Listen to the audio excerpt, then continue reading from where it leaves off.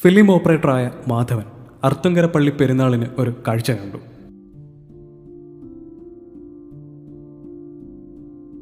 വരുന്നോ എൻ്റെ വീട്? മാധവന്റെ മകൾ അമ്പിളി അവനെ കൊച്ചുണ്ടാപ്രി എന്ന് വിളിച്ചു.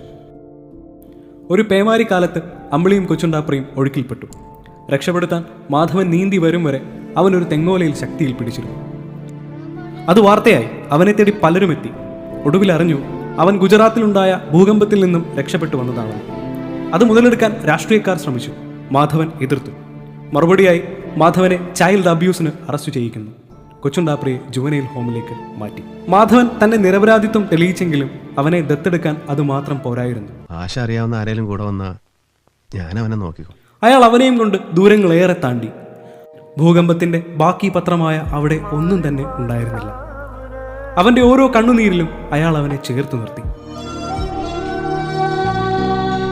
സാറേ, നമുക്കിവനെ അങ്ങ് തിരികെ കൊണ്ടുപോയാലോ?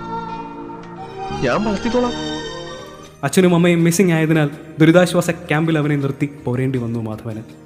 പോരാൻ നേരം ഒരു പക്ഷേ ആരും അവനെ തിരക്കി വന്നില്ലെങ്കിൽ താൻ ഏറ്റെടുത്തു കൊള്ളാമെന്ന് പറഞ്ഞ് മാധവൻ ഒരു തുണ്ട് കടലാസിൽ തൻ്റെ പേരും അഡ്രസ്സും എഴുതി ഒരു ഉദ്യോഗസ്ഥന് കൊടുത്തു. പ്രതീക്ഷകളുടെ കണ്ണുമായി ആ മനുഷ്യൻ കൈകൂപ്പി നിന്നു.